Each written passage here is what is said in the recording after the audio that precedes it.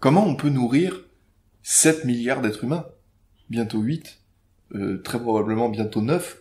Donc il y a forcément un truc complètement taré de dire, faut bazarder toutes les forêts, il faut bazarder tous les territoires qu'on peut cultiver parce que c'est le why en fait.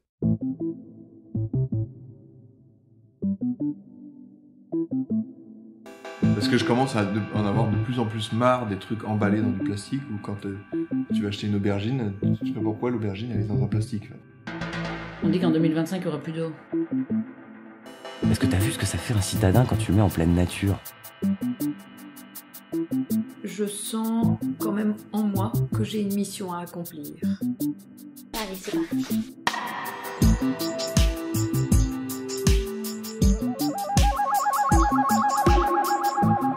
La vie va où? Un podcast proposé par Fanny Blondeau.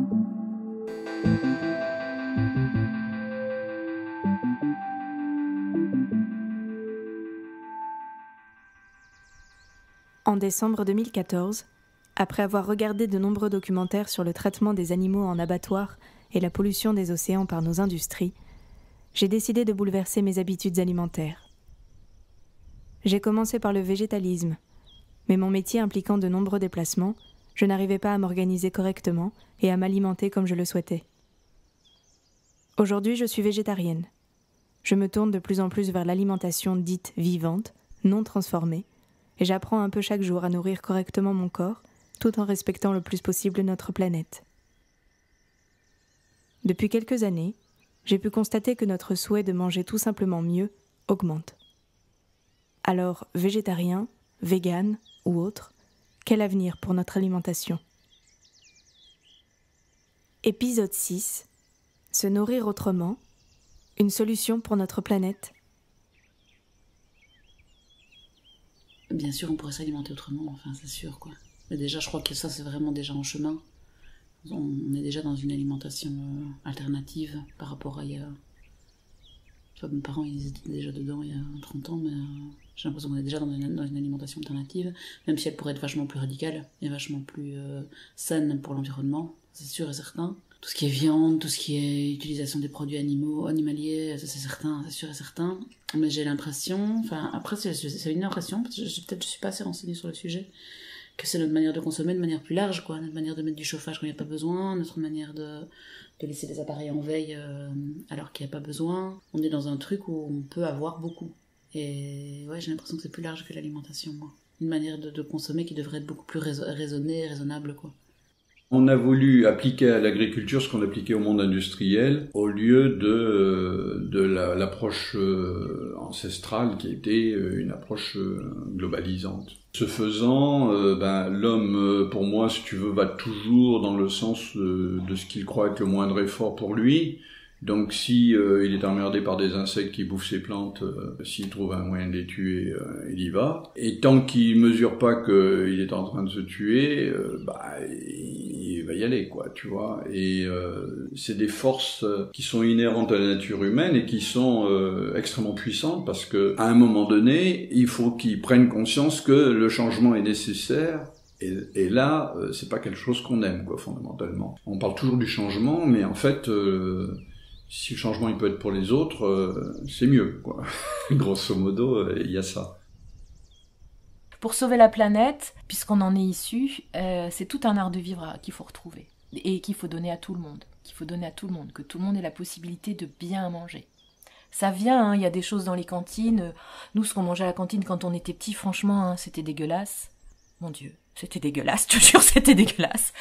J'ai encore le goût de certains trucs dans la bouche. Maintenant, il y a des cantines bio, c'est vraiment vachement bien pour les petits. Moi, je trouve ça super, ça. Bon, ça fait partie des choses qui sont vachement sympas, surtout quand on est petit, que tout n'est pas encore au point, on est encore en évolution, etc. Je trouve ça chouette.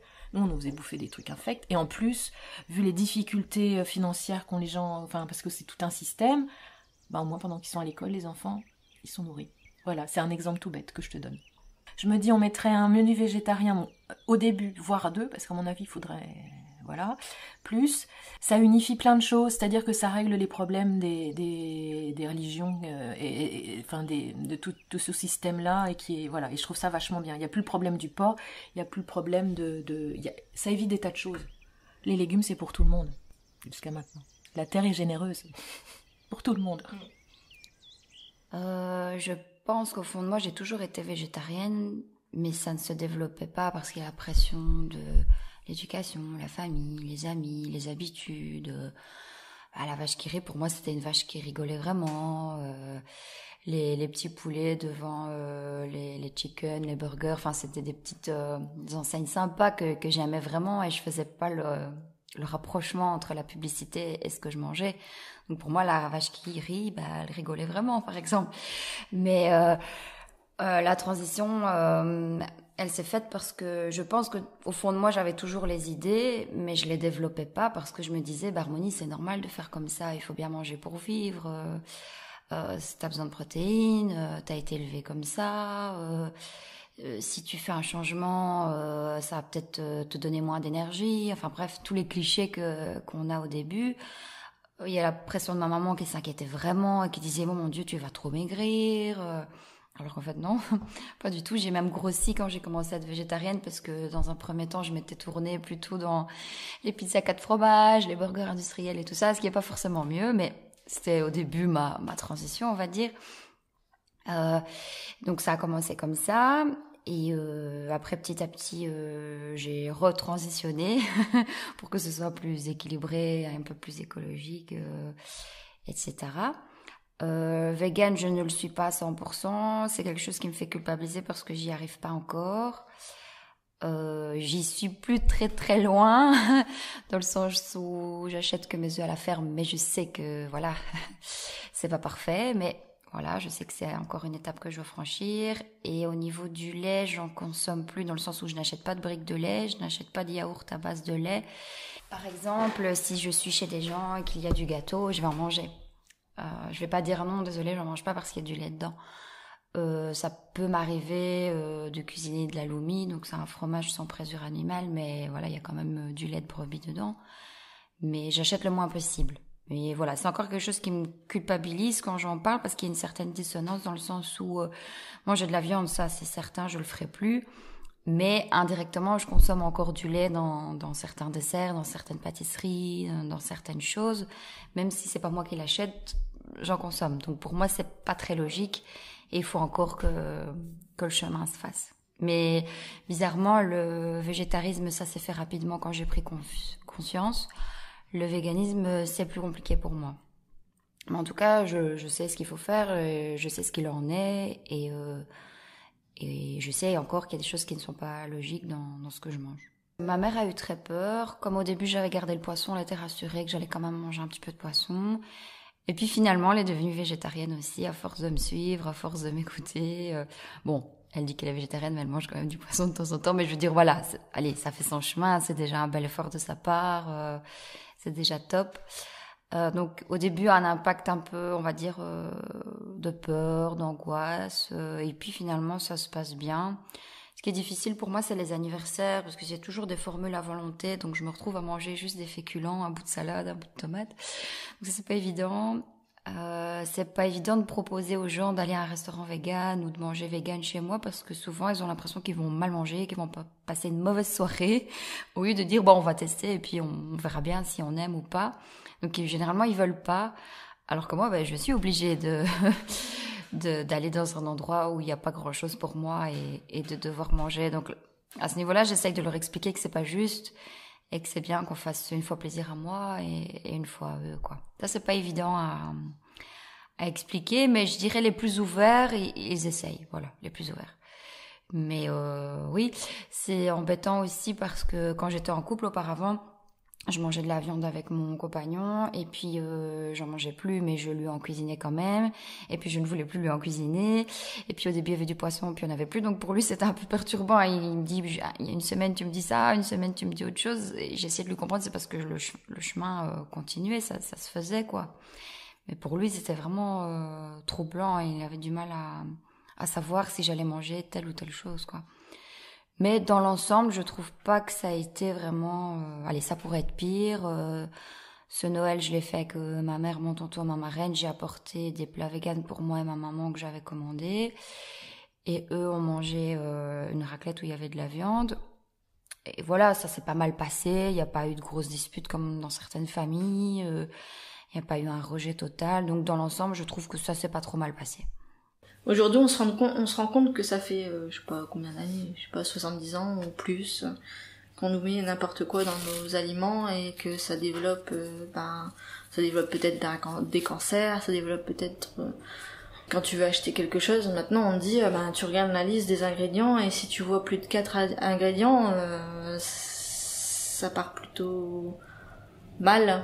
Parce que t'as des acides citriques, acides je sais pas quoi, édulcorants, je m'y connais pas, mais tu vois, t'as tellement de choses qui sont rajoutées dans les aliments, tu sais même plus ce que tu manges.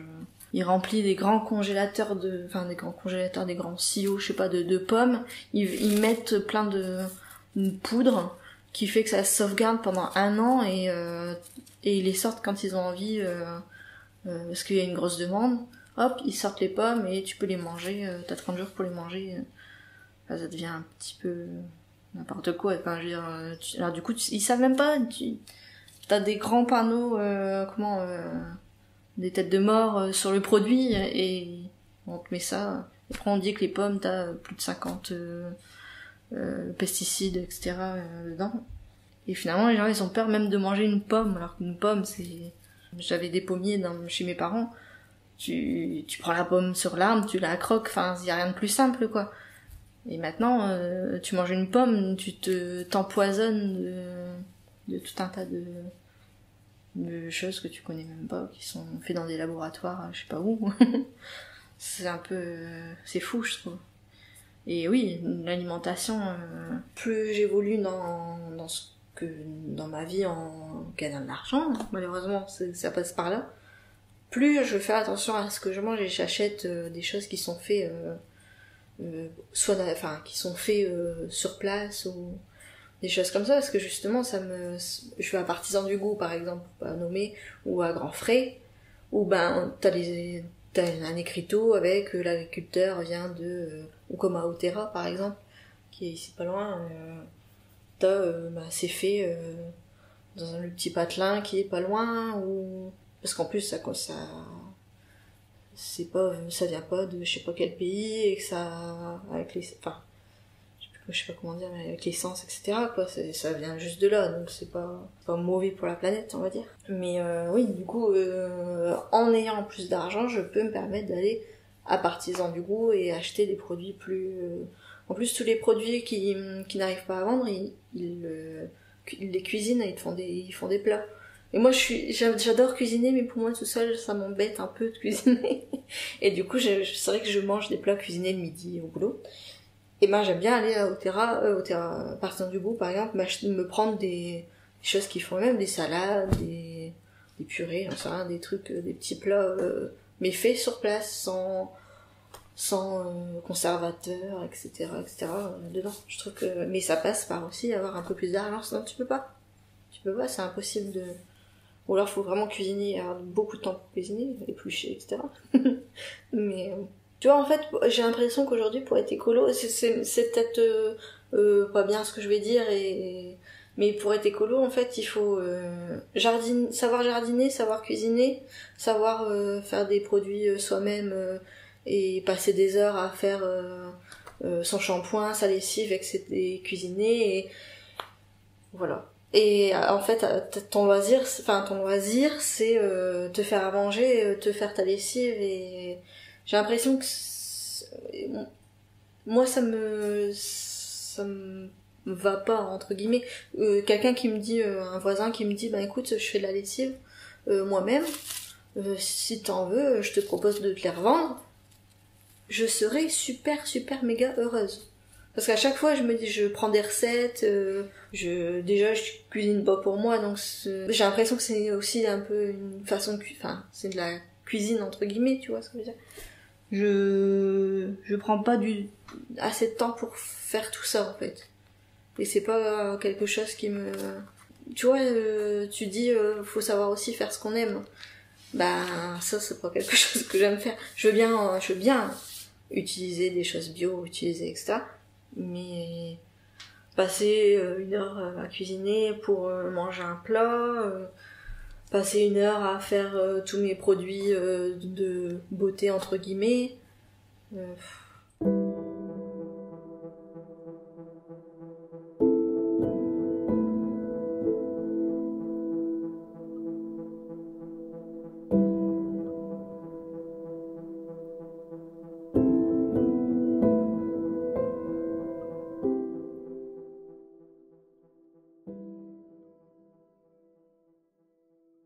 Ça, c'est une habitude qu'on a pris depuis toujours, à vivre avec un certain confort alimentaire, on parlait de confort tout à l'heure. Moi, j'adore cuisiner. J'adore ça. Mais, cuisiner 2 fois par jour, 3 fois par jour, ça prend du temps. Et le temps, on l'a pas. Le temps, on l'a pas parce qu'on est assez con pour prendre 1 heure de transport par jour, parce qu'on est assez con pour privilégier ce genre de choses, plutôt que l'alimentaire. Donc l'alimentaire en tant que tel est lié à tout le reste. Tout est imbriqué. Si j'avais le temps d'aller au marché et d'être sûr qu'au marché c'était des fruits locaux, ou d'aller à la ferme, etc., des fruits, des légumes, des produits locaux, et de pouvoir les cuisiner, je le ferais. Et encore, je suis en train de mentir. Techniquement, j'ai le temps, mais je préfère prendre le temps de faire autre chose. Je préfère prendre le temps d'aller au cinéma, de regarder un film, ou j'ai pas envie de passer, quand je rentre du boulot, je suis fatigué, pas physiquement mais psychologiquement, j'ai pas envie de passer 1 heure en cuisine. Parce que il est 20h, que j'ai envie d'aller à la salle de sport, que j'ai pas envie. Et donc c'est pratique pour le lendemain midi de prendre une gamelle, et la gamelle c'est un truc préparé que t'as acheté à tel ou tel endroit. Donc, pour moi, c'est un élément indispensable. Et il y a déjà des sociétés qui font des efforts, qui font des choses intéressantes. Il y a des box par exemple, des mecs qui te préparent, tu dis je veux 3 box par semaine, et en fait ils te préparent 3 repas qui sont pas cuisinés. T'as des produits frais locaux qui sont empaquetés dans du papier et qui te sont livrés avec la recette en t'expliquant comment faire. Ça, c'est une forme de rééducation qui peut être très intéressante parce que on a une relation à l'alimentation qui est folle et à l'agriculture qui est folle. On gâche tellement, on produit trop et il y a des gens qui crèvent de faim. On est dans une relation consumériste comme avec l'argent, hein, avec l'alimentation qui est pour moi n'a pas de sens. Les industriels trichent et on les laisse tricher.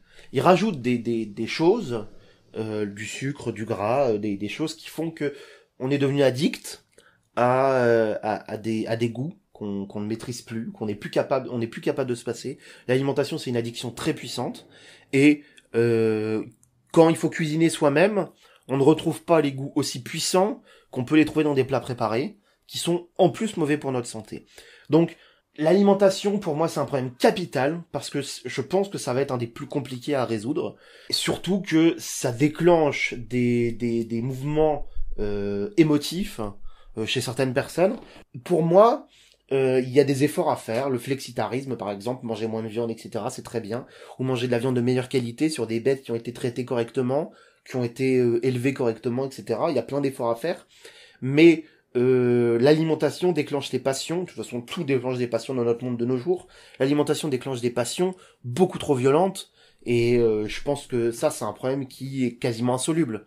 C'est que il y a des agriculteurs qui vont faire des efforts pour faire de la permaculture, des choses innovantes, et on revient au même problème, ça coûtera plus cher.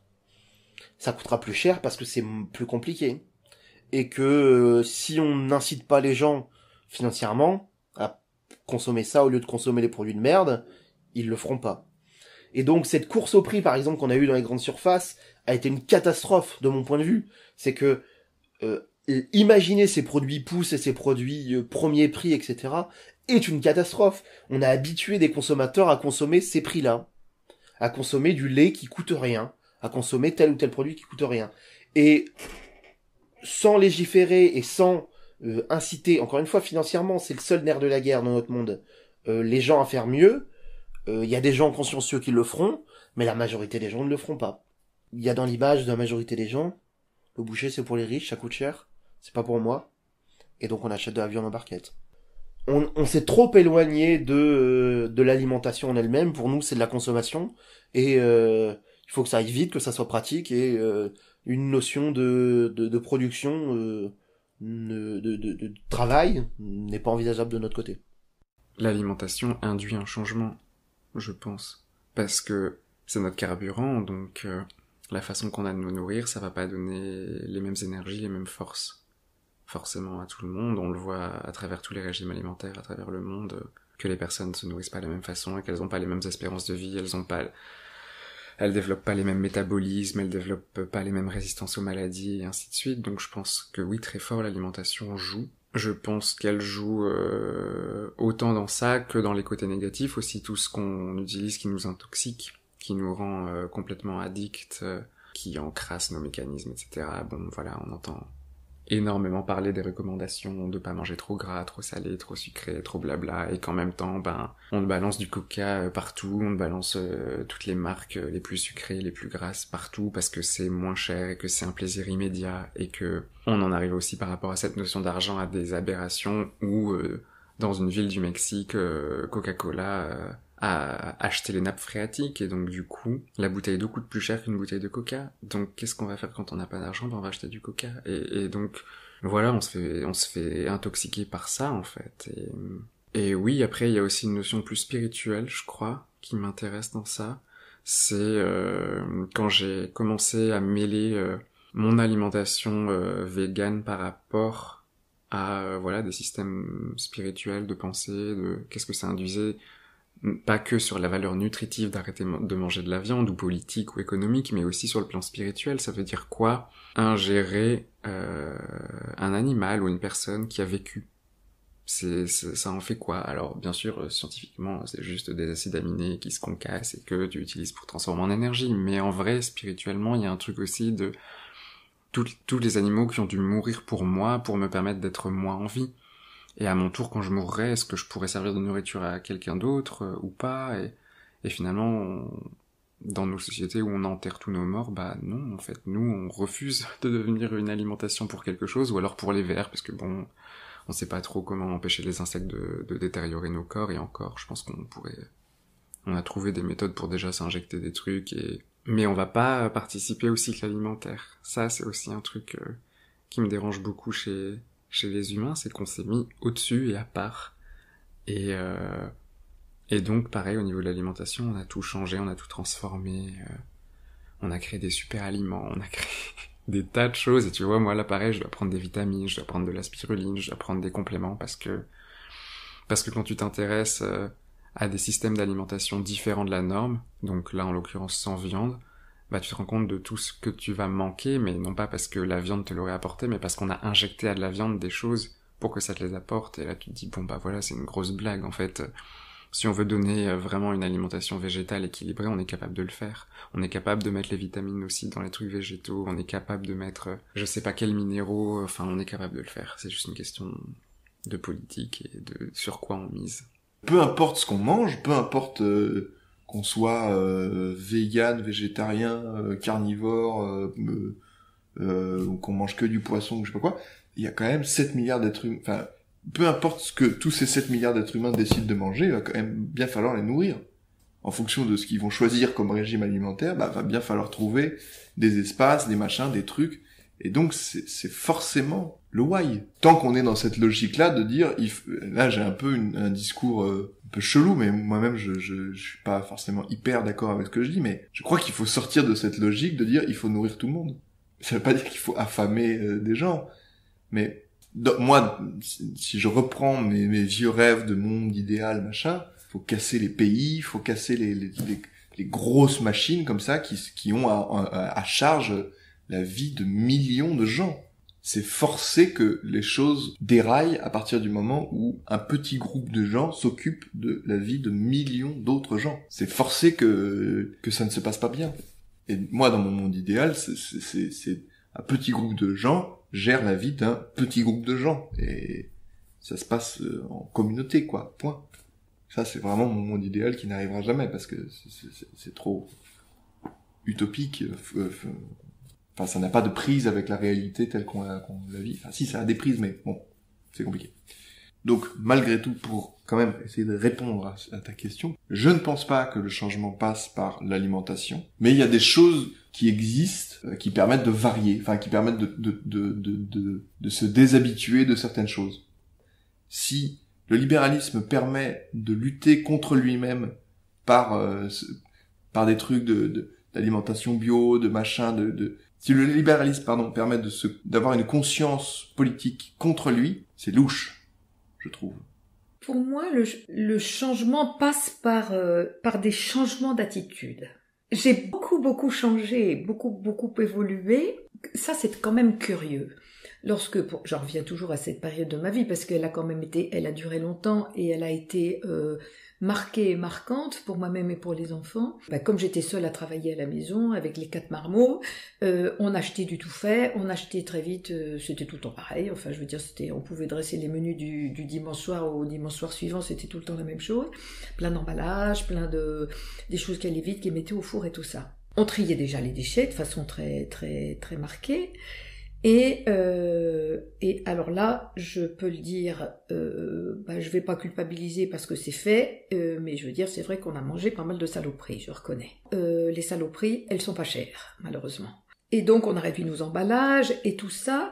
J'ai du mal à répondre à la question par rapport, est-ce que ça passe par la nourriture ? Oui, parce que ça voudrait dire qu'il faudrait revenir au potager, ça veut dire qu'il faut...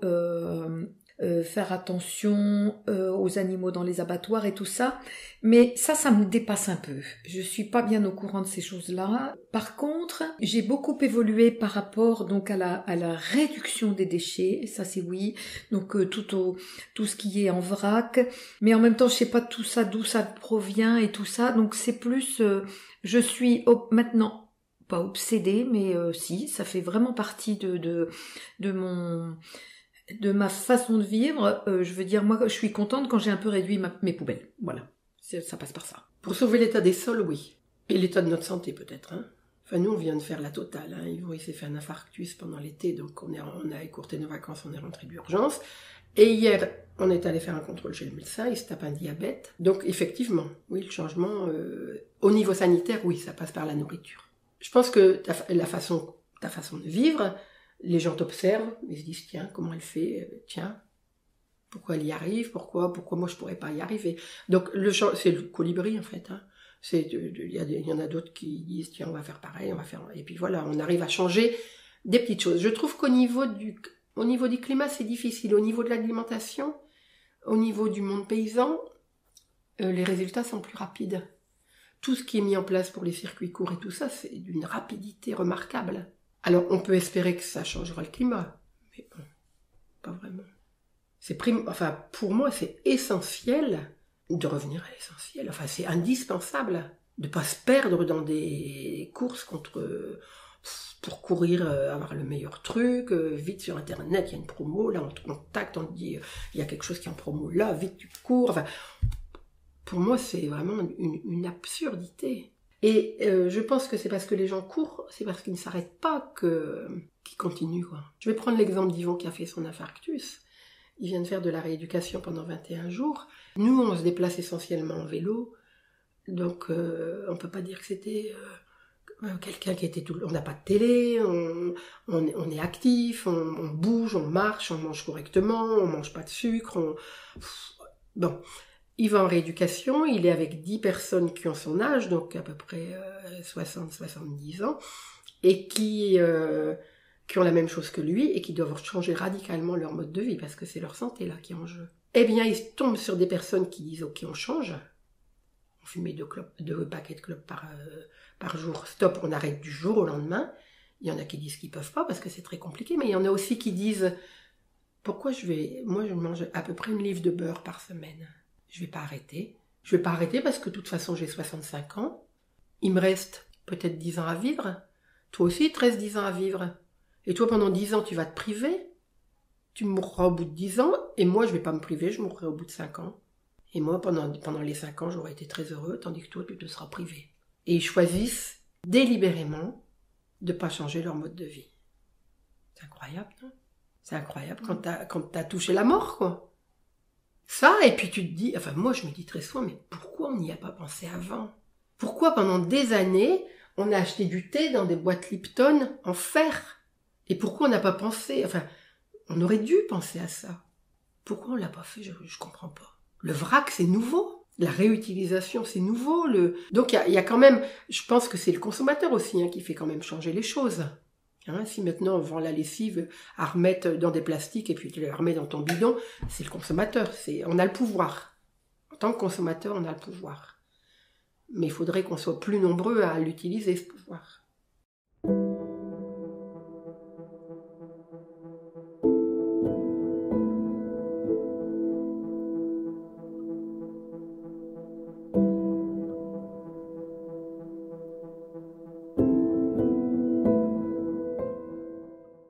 L'alimentation, ça a deux valeurs. En langue française, on dit j'ai bien mangé. Alors j'ai bien mangé. Alors on confond deux choses. On confond l'aspect qualitatif, dans le j'ai bien mangé, avec l'aspect quantitatif. J'ai bien mangé. Et si on parle d'un aspect quantitatif, allons au quick, et pour 30 €, on peut bien manger. Est-ce que pour autant ce que nous mangeons et en même temps l'achat que nous faisons sur les denrées proposées par ce restaurant contribue-t-elle effectivement à un changement, à une revisite du monde dans lequel nous nous trouvons? Par contre, si nous considérons le bien manger d'un point de vue qualitatif, là je pense que c'est totalement différent, c'est-à-dire que tu es à la rencontre et à la recherche des producteurs, à la recherche de l'humain, à la recherche de l'amour du métier, donc à la recherche de quelque chose qui est essentiel, c'est-à-dire la rencontre à la passion. Dans le premier, la passion n'existe pas. C'est pas pour rien que toutes ces entreprises-là, majoritairement, sont robotisées dans la fabrication des denrées alimentaires et in fine même dans la distribution. On imagine bien, ça existe bien évidemment, tu mets 1 € et tu as un hot dog. Ou tu mets 1 € et tu as un hamburger. Voilà, et je crois que le problème il est là dans j'ai bien mangé, quantitatif, qualitatif. Le qualitatif change, puisque le qualitatif est sur un rapport de passion, que le quantitatif il est sur un rapport là, peut-être aussi financier. Et ce rapport financier amène, comme j'ai pu le dire, sur quelque chose qui va se détricoter de déshumanisation, que la passion elle est au cœur, effectivement, de l'humain. Ah mais l'alimentation c'est politique. Je vais dire les choses un peu plus largement. Le changement, il passe par le corps. Et donc, qui se pose la question du corps, se pose la question de comment on vit avec, comment on le respecte, comment on le traumatise, comment on le bafoue, comment on le dénie, comment surtout on empêche de s'exprimer à l'intérieur tous les signaux d'alerte qui nous envoient, les signaux de bien-être, tout ce qui nous permet aussi de se relier aux autres. Donc, pour moi, aborder la question de l'alimentation, et je suis vraiment au ministère de l'Agriculture et de l'Alimentation. Donc, c'est vraiment se poser la question comment l'alimenter pour être plus juste par rapport à soi, pour se sentir mieux et donc, encore une fois, mieux être avec les gens. Parce que je constate que je suis mal à l'aise dans un supermarché depuis 20 ans, je suis mal à l'aise dans des boutiques où je suis obligée d'être en situation d'être l'acheteur autour duquel on va tourner pour pouvoir faire qu'il achète. Je suppose que je peux être à un moment désagréable parce que je rentre pas dans l'éco-économicus. Enfin, j'ose dire à ma banque où il y a une interface maintenant à l'entrée de la banque où faut taper son nom sur une borne. J'ose dire au monsieur, mais c'est pas très évident cette borne. Il fera, madame, nous avons fait tout pour vraiment là que ce soit véritablement humain. Je le regarde droit dans les yeux. Vous savez, l'humain, je crois encore que c'est regardant et en lui parlant directement qu'on va être dans l'humain. Il a essayé de rebondir, mais c'est d'une violence extraordinaire. Donc la question du corps, tant qu'on sera dans une interface de logiciel, qu'on ne sera pas dans la question du corps et dans le rapport des corps, on sera dans une question politique, à mon sens. Et donc l'alimentation, c'est une question politique. Quand je dis aux mômes, mais vous êtes là super excités, il est 13h30, vous êtes passé par où là? Ah madame, on est allé à McDo. Bon, j'ose pas vous dire en quels termes je fais l'analyse de McDo, politique, économique et autres. Donc je fais violence, mais ils le savent, parce que je le dis avec le sourire. Mais il n'empêche que je les renvoie à eux-mêmes, c'est-à-dire, vous êtes capable de vous nourrir comme ça, vous appelez ça de la nourriture? Dans le bruit, du sucre, du gras, c'est totalement inconfortable, on s'entend pas parler, on n'est pas décontracté, on n'est pas dans un petit café en en mangeant peut-être même un sandwich 10 fois moins cher, jambon, beurre, simple, baguette, ou si c'est pas l'apologie du petit café, c'est l'apologie d'être ensemble et d'avoir préparé son petit repas. On en est là, donc la question de l'alimentation, ces mômes, quand je leur prépare, parce que régulièrement je fais un mini goûter avec mes classes qui sont pas trop nombreuses, j'apporte des choses faites maison, parce que ça a du sens d'être ensemble. Mes étudiants à la fac, je fais la même chose. Ils me disent, mais c'est quoi ça? C'est pas une volonté de flagornerie. Je disais, le sens, il vient parce qu'on est ensemble. C'est parce qu'on n'est pas ensemble qu'il n'y a pas de sens. Donc, recommençons depuis le départ. On a besoin d'être ensemble. On est fait pour être ensemble. On est heureux parce qu'on vit ensemble. On est heureux parce qu'on échange. Donc, la question de l'alimentation, elle est centrale. Et toutes ces personnes qui n'ont pas accès ou difficilement accès, ça fait partie aussi de mon existence, c'est une préoccupation. Et de toute façon, des associations s'en sont emparées pour pouvoir, même sur un balcon, faire pousser des choses. Je commence à voir des petites choses qui posent à l'intérieur. Ça devrait être enseigné, mais dès l'école primaire, dès la maternelle, tout ça. C'est une véritable question sociétale. En tant que prof traditionnel, on va dire, voilà, ils font plus d'efforts. Non mais c'est sincère. C'est sincère, c'est-à-dire que le travail n'est plus une valeur. Là, il y a eu le trauma de ces dernières années où vraiment c'est la société du loisir qui a pris le dessus. Et ça ne veut pas dire qu'ils en profitent. Hein. Je fais très attention, c'est-à-dire c'est une idéologie ambiante. Par contre, ce que ça me renvoie là, c'est l'individuation. C'est-à-dire, c'est un chemin de vie, l'individuation. Or, quand on est jeune, enfant, adolescent et jeune adulte, et même tout au long de la vie, il faut qu'on corresponde à une image sociale. Alors voilà, en classe, c'est extraordinaire, il y a l'image sociale. Donc si je me démarque un peu en étant comme ceci ou comme cela, je vais être en extrême difficulté. Et alors qu'auparavant, le harcèlement, le pays emblématique là-dessus, c'était la Grande-Bretagne, et je me disais système libéral, quand est-ce que ça arrive en France? Ça y est, non mais c'est bien arrivé en France, et dans mon petit lycée super tranquille, je vois quand même des choses arriver, c'est-à-dire à partir de quel moment je peux m'assumer en tant que telle. Là aussi, c'est une question éthique fondamentale. C'est un travail de soi, de pouvoir dire « j'accepte d'être différente ». Je vis bien en étant différente, j'en tire aucune fierté. Avoir fait des études universitaires m'a mis longtemps en très grande difficulté relationnelle, parce que ça me renvoyait « ouais mais toi t'es pas pareil, tu fais pas les phrases pareilles ». C'est extrêmement difficile l'individuation, c'est un effort de pouvoir s'assumer qui est un effort d'individuation, de travail d'adulte. Donc le demander en plus à un ado, à quelqu'un qui est en formation déjà, qui doit prendre ses repères dans le monde, c'est extrêmement exigeant. Oui, mais je vois pas d'autre solution. Parce que je vais pas dire aux gens, continue à acheter ton Nutella ou autre. Alors, par contre, il y a quelque chose de super intéressant, c'est dédramatiser. Il faudrait, et c'est quand même terrible parce qu'ils ont fait des études sur l'humour, alors je sais plus où j'ai vu ça ou quoi, mais on est l'un des peuples qui est devenu les plus tristes. Mais c'est vrai quoi. En Belgique, ils sont plus rigolos déjà. Hein. Quand je fais méditation en Belgique, je marre beaucoup plus que si je reste en France. Alors c'est quoi ça? Tout devient dramatique. Alors si j'ai pas le dernier téléphone machin, mais c'est dramatique quoi. Si à Noël, j'ai pas ce que je veux, mais c'est dramatique. Et alors là, oui, c'est dépendre d'un résultat extérieur pour pouvoir avancer à l'intérieur de soi. Alors que le message de l'éducation, c'est de dire, comme dans les pays nordiques, mais tu sais que la réponse, elle est dans toi. Donc, si on arrive à retravailler par le corps et de dire « je m'individue », je reviens toujours à ça, je reviens à moi, j'arrive à respirer, je suis pas dans ce jeu de miroir extrêmement violent où je dois paraître comme les autres, je dois avoir la même couleur de cheveux, je dois pas être grisonnante, je dois être habillée avec les fringues de l'époque et les chaussures de l'époque. Bien sûr, être passéiste ou sale, c'est pas bon. Mais être juste tranquille dans ce qu'on aime bien, mais quelque part ça renvoie une certaine curiosité, même ça nourrit une espèce d'échange. Je suis attristée, mais alors profondément aussi, intimement convaincue du fait, je dis à mes élèves, vous n'êtes pas curieux, mais du monde, mais on le sait, mais vous n'êtes même pas curieux de l'autre dans la même classe, c'est dramatique.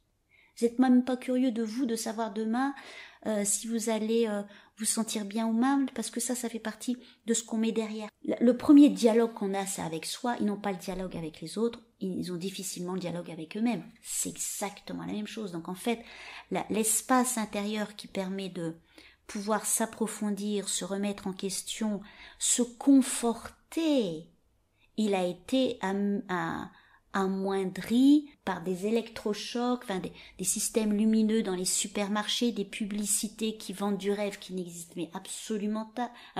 Il leur faut 30 secondes pour avouer que McDo, mais c'est rien du tout, quoi. C'est pas du tout la pub. Mais c'est comme si, voilà, il y a un système de reproduction, mais il est devenu fort peut-être parce qu'en plus il y a le système d'image qui va avec. De mon temps, c'était déjà pas facile d'être un petit peu différent, mais il n'y avait pas la pression des médias, c'est-à-dire, après tout, on lui parlera pas parce qu'elle est différente, et puis ça s'arrête là. Mais maintenant, il y a une certaine légitimité du système qui fait être différent, c'est pas être bien, c'est pas être bon, c'est pas être à la page. Alors que être différent, c'est peut-être celui qui va aérer la mise en page, qui va apporter quelque chose de différent.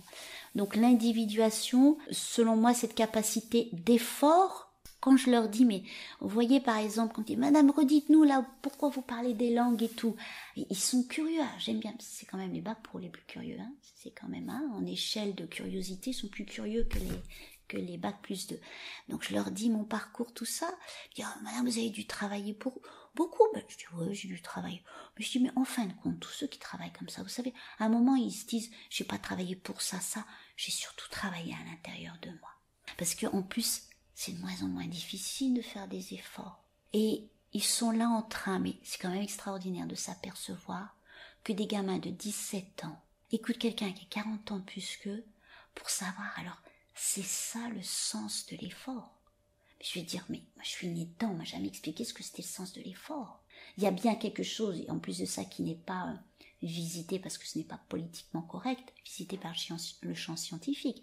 Mais si on se pose la question de l'effort, c'est la question de l'individuation, c'est la question de se retrouver par rapport aux autres, et se retrouver par rapport aux autres et afficher, non, maintenant j'achète plus ça, c'est aussi prétendre à une différence. Et c'est comme si quelque part le système égalitaire de acheter fait qu'on est tous pareils. Non, c'est pas vrai. On n'est pas tous pareils. C'est pas parce que j'ai acheté la même petite voiture que quelqu'un d'autre que je suis pareil. Ça, c'est l'emprise sociologique qui voudrait que, à partir du moment où on a fait une analyse sociologique, on vient tous. Non, les ressorts fondamentaux sont complètement différents. Et à partir de là, ils prennent du sens, les jeunes. Parce que malheureusement, quand il y a perte d'effort, il y a perte de sens pour soi. Il faut écouter les jeunes qui me lancent quand même que leur vie est inutile. C'est donc que le système a récupéré le sens même de leur existence, ce qui prouve bien qu'on est en train de tuer le vivant, hein. Donc tout ce qui est vivant, tout ce qui est un peu rebelle, tout ce qui se veut un peu différent. Donc si chacun y mettait une toute petite part d'effort personnel, oui. Ça, mais alors j'en suis, mais s'il y a vraiment une chose sur laquelle je suis convaincue pour essayer de vivre au mieux les années à venir, c'est que d'après moi, il peut y avoir une solution technique et autre, mais qui aura toujours son pendant, parce qu'une solution toute technique soulève toujours une autre difficulté technique. Mais la solution humaine, par contre, elle existe, et elle n'a pas de pendant. Quand ça va mieux avec les gens, quand vous observez des névroses qui diminuent, des gens qui se remettent aux questions alors qu'ils sont devenus le système et ils commencent à se dire mais c'est pas normal cet état de stress, c'est pas normal ce que je renvoie aux autres, c'est qu'il y a quelque chose qui va mieux, c'est que le vivant va mieux. Repenser notre relation à l'alimentation est peut-être une solution pour améliorer celle que nous avons avec nous-mêmes et les autres. Refuser de donner le pouvoir aux industriels et en faire l'effort peut être aussi une des clés pour être en osmose avec notre planète et ce qu'elle nous offre. La Vivaou est un podcast réalisé par Fanny Blondeau, illustré par Maureen Labisse, avec une musique de Scott Buckley. N'hésitez pas à vous abonner, à suivre les pages Facebook et Instagram @lavivaoupodcast ou à écrire à lavivaou@gmail.com. À bientôt.